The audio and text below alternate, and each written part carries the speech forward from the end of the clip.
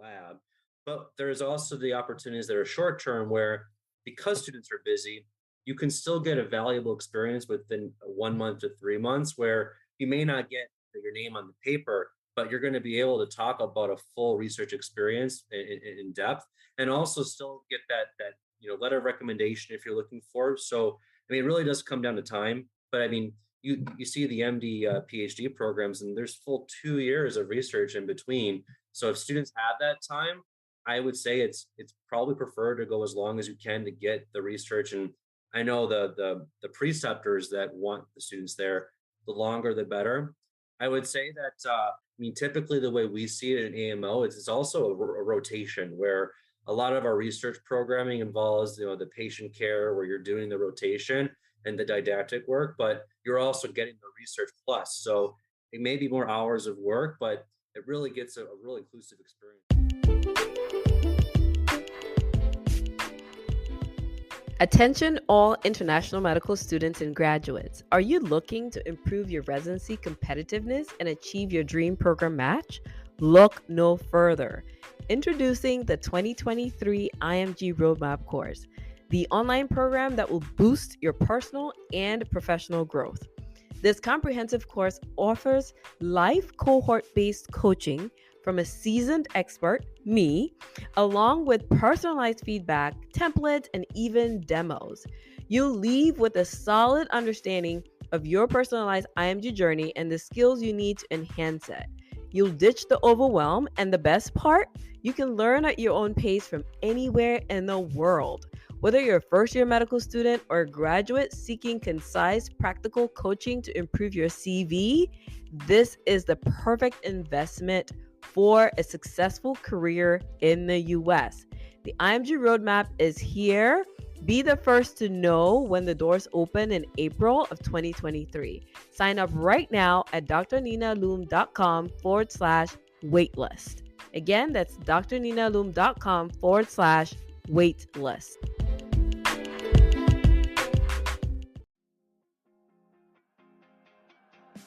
The IMG Roadmap is the only podcast dedicated to coaching international medical graduates in success blueprints for this unique pathway. I am Dr. Nina Loom, your host, a previous IMG turned hospital medicine physician, healthcare administrator, speaker, and coach. I empower, encourage, and equip you with actionable steps that you can take towards the residency position of your dreams. Hello, guys, and welcome to another episode of the IMG Roadmap podcast. What you guys didn't see or hear is I totally started talking and then my phone went off and we had all this great interruption. But what I was saying was, what would this podcast be if I did not bring the right connections to you, the right information, right resources to you as you navigate your IMG journey? I think that I would be amiss if I only got on here and talked about interview upon interview with IMGs, but failing to direct you guys on practical tools that you can incorporate right now in your medical journey that will make a big difference for when your turn to apply arrives. I know some of you listening are not ready to apply right now. You're looking at another year, another 6 months, another 2 years. So today's guest is a prime candidate to help you to start thinking about, certain rotations and clinical experiences that you can obtain and keep in your back pocket for when your application season comes, so you can add them on to the experiences section. As many of you may know, as of January 2023, the AMC put out this new guideline as to what they're looking for in the experiences section of your ERAS application. And they're limiting the number of experiences that we can put on there. In the past, we used to put a bazillion experiences, and now they're saying, hey, only up to 10. And now they want you to highlight 3 out of those 10 that are meaningful to you. And you'll have to listen to the very end to really get what I mean by meaningful and what I think is beneficial. And the proof that I have to let you know that today's conversation is really going to be meaningful and will help you identify meaningful experiences is from one of my students who sent me a picture the day the MC posted it. And she said, I did your course 2 years ago, and this is stuff you've been teaching us from day one. The MC is just now coming around to it. So I would like us to welcome Kyle Swinsky. Kyle, welcome to the podcast. Yeah, everyone on here is like, who's Kyle? Like, who did she invite today? So tell us a little bit about yourself. No, and thank you for having me. So myself, I am the CEO and co-founder of AMOpportunities. We've been fortunate to be helping international medical graduates and all healthcare students for 10 years now.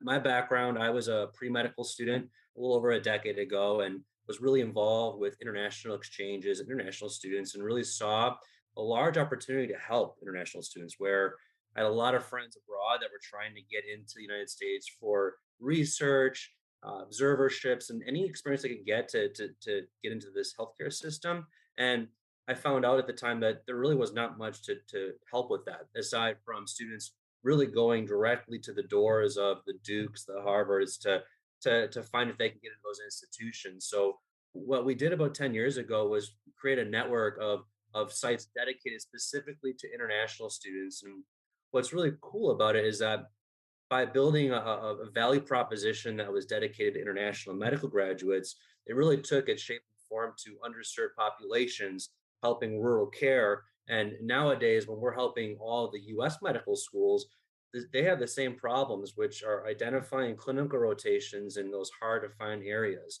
And my background, obviously, I had a pre medical degree. I also got my MBA at University of Chicago, which really helped take our company to the next level. So we're based here in Chicago, AMOpportunities. We're about a staff of 40. And last year, we had, I think, roughly 1,750-ish students that came through us for rotations, and a majority are still from international schools. So really, that's my background, Nina.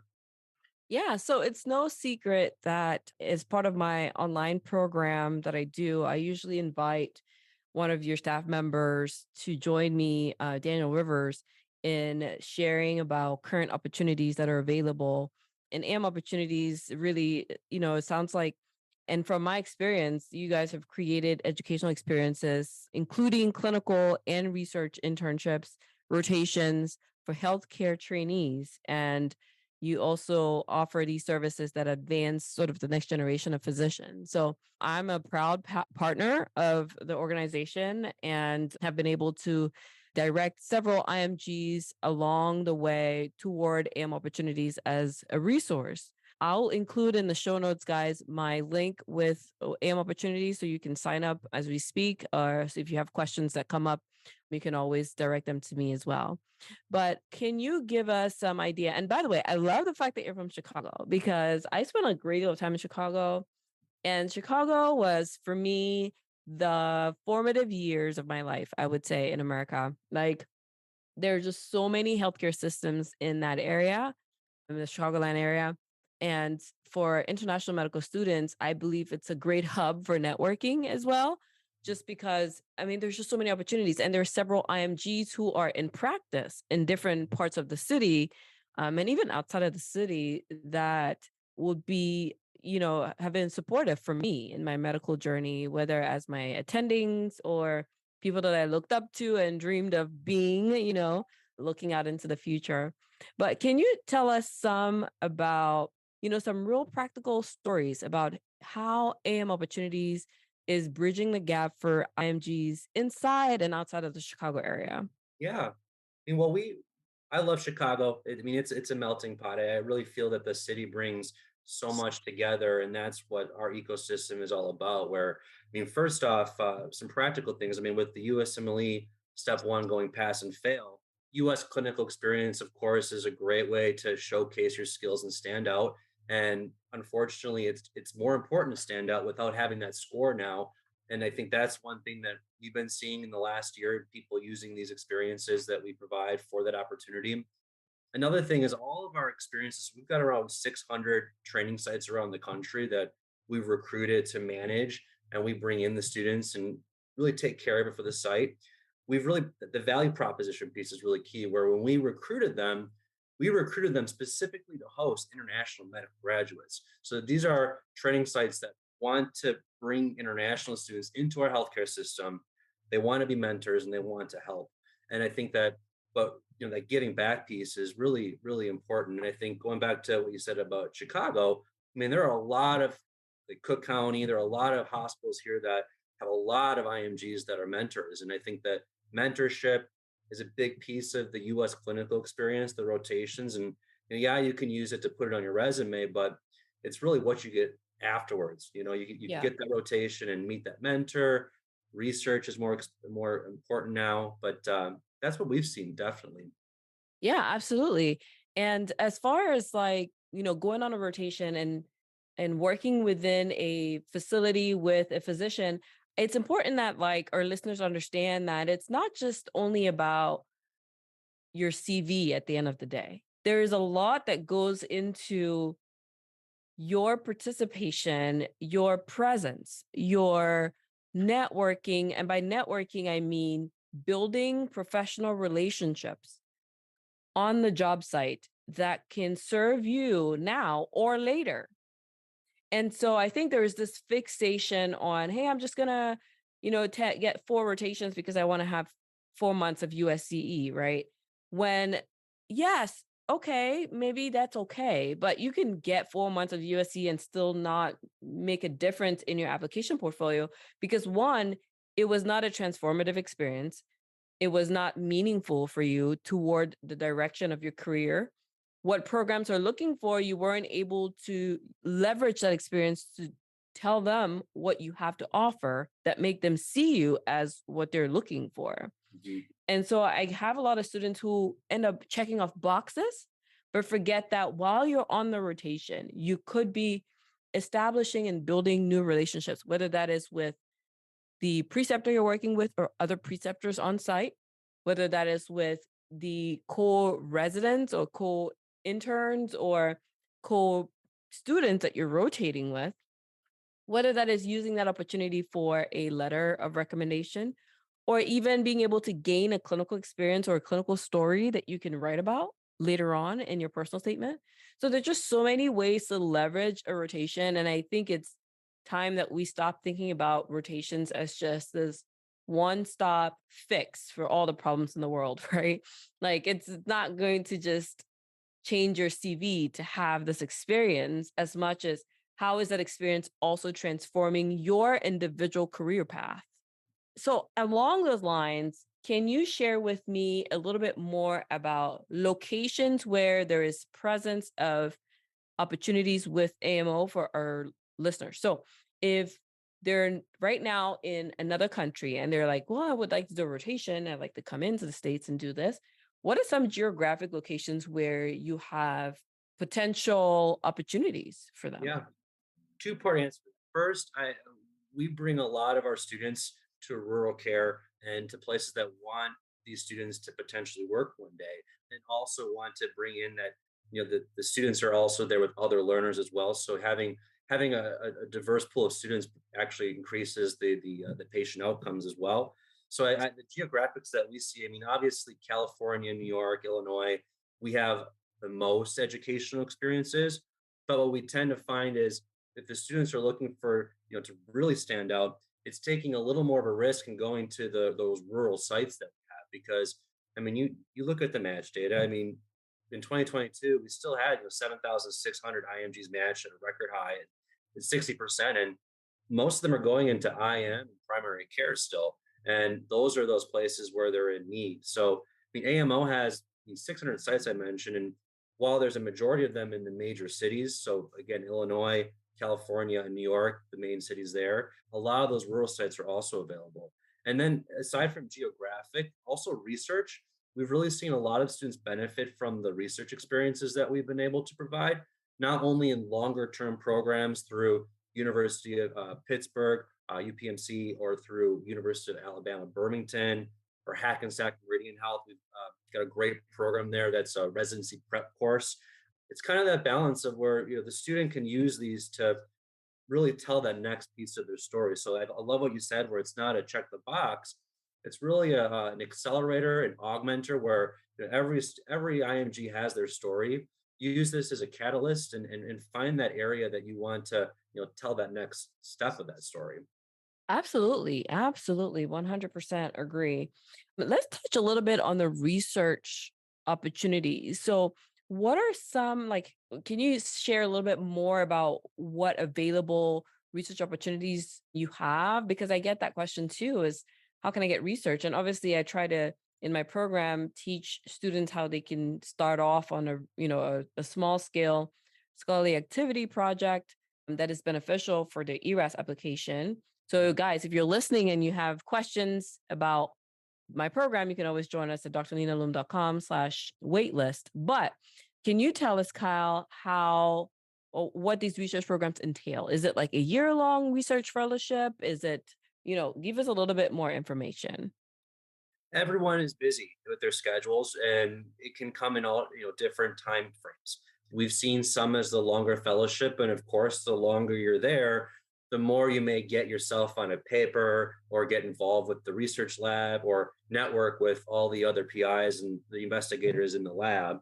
But there's also the opportunities that are short term where, because students are busy, you can still get a valuable experience within 1 month to 3 months where you may not get your name on the paper, but you're going to be able to talk about a full research experience in depth, and also still get that letter of recommendation if you're looking for. So I mean, it really does come down to time. But I mean, you see the MD PhD programs, and there's full 2 years of research in between. So if students have that time, I would say it's probably preferred to go as long as you can to get the research. And I know the preceptors that want the students there, the longer the better. I would say that typically the way we see it in AMO is it's also a rotation where a lot of our research programming involves the patient care where you're doing the rotation and the didactic work, but you're also getting the research plus. So it may be more hours of work, but it really gets a real inclusive experience, I like to say. Absolutely. Absolutely. So AMO offers both rotations, like clinical rotations, and then research opportunities as well. Exactly. And then how about Caribbean medical students who are enrolled in Caribbean medical schools that mirror the US system, and they already have like their core rotation set up with a particular, residency or maybe just any hospital, and then they're looking for an elective that has a certain quality to it. Maybe it's located in a region where there is a clinical residency involved. How does AMO help Caribbean medical students?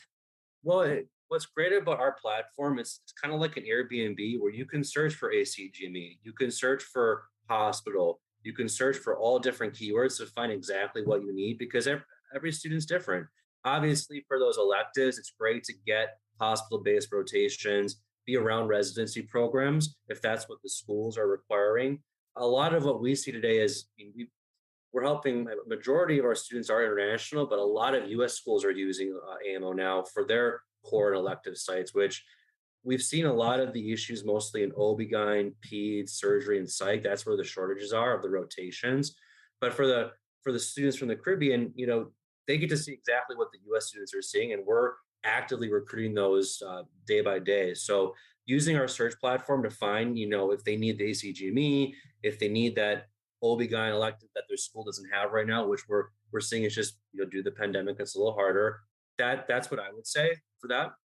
Okay. And as far as you said, US schools are also using AMO. Can you share a little bit more about how you guys are working with US schools? I'm just curious. Yeah. So, I'm sure, as you know, every school has the rotations part of their required curriculum. Right. And IMGs have always had to find these rotations, to supplement and augment what they get at their home schools.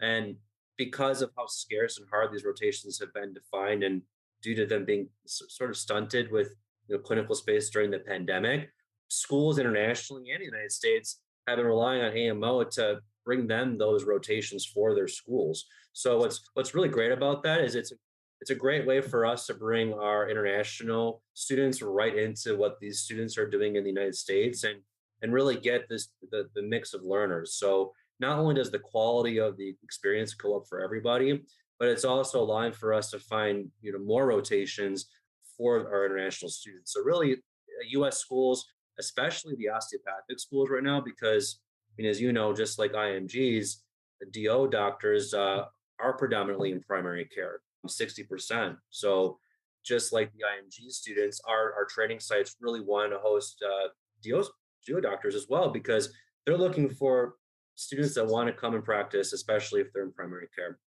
Right. And they're looking for students that will come work with them now, train with them, and then retain, right? And Mhm. stay with them long term to maybe become attending physicians at their site. So I think just like we are networking, they are also networking to get long term, long lasting professional relationships with us. The only difference being they're investing on the front end of our medical career so that we can eventually come back to work with them down the road. Yeah. Precisely. So that's really interesting. Was not aware that you guys at AMO were also helping US medical students. I think that also helps IMGs feel more confident with pursuing rotations through AMOpportunities because then they know that, well, the competition, which is the US medical student, it's, the services that you offer are valuable enough that US medical schools are also utilizing those resources alongside of IMG. So it's just not another platform that's seeking to prey on a need that IMGs have, but it has also, social proof in providing services for American medical students. I think that's a really good reassuring point for me, especially as a partner. And, I have, obviously I have a page with AMO. It's app.amoopportunities.org/sign up, invite Dr. Loom. And I'll put this in the show notes because it's a long URL, but I'll put it in the show notes for anyone listening. If you're interested in signing up to just shop around, right? So you're not really signing up for anything. There's no cost involved. You are signing up to see what's available in your area or what is available in the area that you are interested in, whether that's a rotation. And this is applicable for those who are students and those who are future grads. So you're a student or you're a grad or, anywhere you're at in your spectrum, M1, first year med student, second, third, fourth year, or graduate of a foreign medical school, a physician in another country that's looking for a clinical experience in the US for, even 1 week, 1 month or 2 months or whatever the case may be that you have time for. I'll put this link in the show notes. It is my link where you can sign up under me and you'll be able to see every rotation that's currently available. So it's just like Airbnb where you go on and you can just look around and see what homes are available and you look inside, right? It's like walking to someone else's house without necessarily living there. It's the same thing. So you walk in and you look at what's available and then you can make a decision about what you want to pursue over the next month or 6 months or a year. So let's segue into some of the impact that you've had with IMGs. Do you keep count of, how many IMGs you've placed and, outcomes and things like that? Do you have any of such information to share with us? Yeah. I mean, coming in our 10th year, we're close to probably 8 to 10,000 IMGs that we've helped. And we've done some surveys and found that a great majority do end up matching because when they come through us, it's not always the place that they did the rotation, though that does come into factor. But we do see that we do have some better match rates than the overall match rate, that's 60%. I think ours was like 75 or something like that in a survey where we had, I think, 100 something students respond. But over the years, and we've had students from, I think, over 110 countries now, 112. And I mean, it's just been so fascinating to see the trends over the last 10 years. I think the first thing I like to think about is resilience. I mean, 27% of our healthcare workforce or our physicians are internationally trained, and that has not changed over the last 10 years. There have been ups and downs, travel restrictions, a pandemic. There's a list of hardships, but the trend is it's not going away. I also think that what we've seen is that it is hard work. Obviously, I mean the students that we see match, it's a lot of hard work, and fortunately for them, it does pay off because you see it's just a journey where the rotation just continues to the next, the next, to the next. But I also think, like of last year's 1,700 students that we saw, I thought that was proof that the pandemic, as much as that was going on, students are still getting their rotations and they're still continuing with their careers. And I think, I know there's a lot of burnout going around and a lot of it's hard. And I think that resilience piece is really what keeps me up and seeing what's ahead right now. We're already seeing more students this January than last January. So that the resilience piece is the biggest trend in my mind, but I think it's also just I'm very thankful for the IMG community for how they've really picked it up and come to help our healthcare system as they have.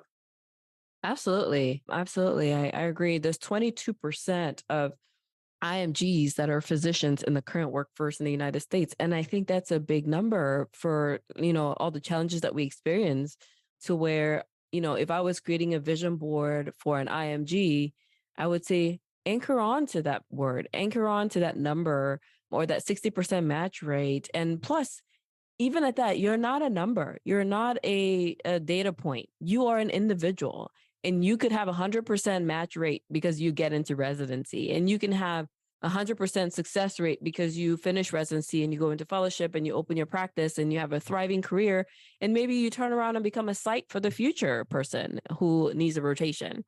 So always look at it from these numbers are great as a point of encouragement to hold on to, but then it is also real information. Now you may ask, what about the 25% that you weren't able to help to match? The thing is, everybody's an individual and everybody comes with this different set of factors that would influence your application one way or the other.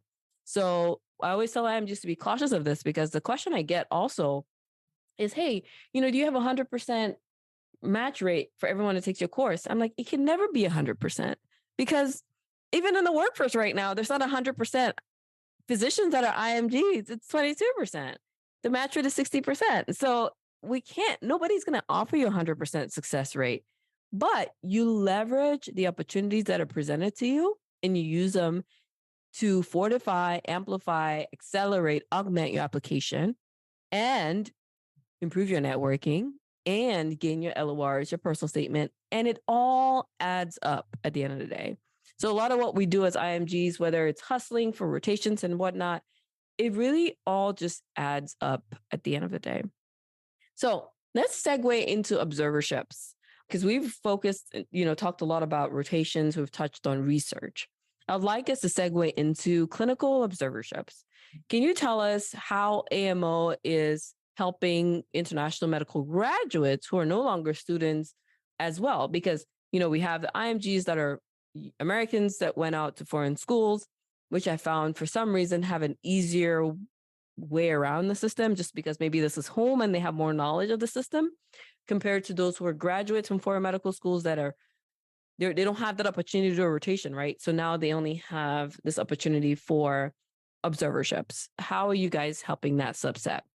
Every single training site that we onboard to our platform, we set up in a way that they can do either hands-on or observership, because what we do as a company is really the compliance piece. So our staff is really dedicated to not only the document collection and helping the students out, but every site that works with us is depending on us to qualify and make sure we're adhering to state by state laws. So observerships, we love to offer those, and we have those all across the country. And obviously for graduates, that's usually where we see the graduates can do the observerships. And I think the way we set them up is to make sure that there's as much learning as possible, because obviously you can't be hands-on as an observer, but obviously we like to call it sometimes observership plus, because it's not just about following around the doctor and watching, it's still having the conversations with them. There's the mentorship piece.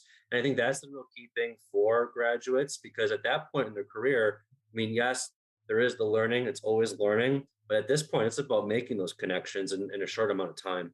Yeah, absolutely. I agree. And how do you support visa applicants? So people that require visas. So, you've been very clear on, hey, every opportunity I have, we can make it a rotation, we can make it observership if possible. So now for the person who's going to come in and need a B1, a B2, how do you support that process? Good question. That's one of the things that we've really done best over the last decade. So we have in-house legal. We help with invitation letters, and really we help support the visa process. Obviously, it's still up, to the consulate to give them a visa. But the great thing is that we're there the whole way to help them get their packet of documents together that they need, give them a support letter. If they ever need, the site to sign something or such, we're there the whole way.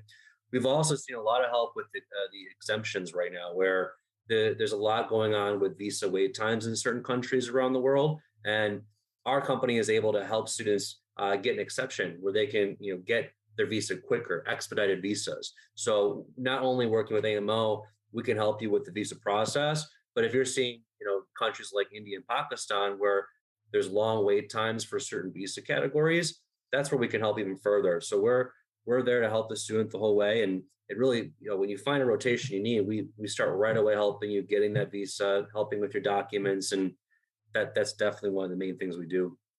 Yeah, I think that relieves a lot of the anxiety, especially for those who are not, they don't have family here, or, they don't know anybody here. And how do they get started with that invitation letter? I've applied for so many visas in my lifetime. It's not even funny.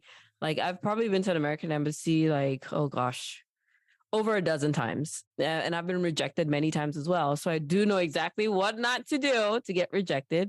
But yeah, you're right. A lot of that process depends on the consulate, but it really helps to have the right documents as well to present to the embassy or the consulate, because when you go for your interview, they ask you for, why are you going to the United States? And I've also noticed with that conversation, psychologically, you have to be able to reiterate your long-term plan, which involves not becoming an intentional immigrant to the United States, because they're looking for those things when they're asking that question.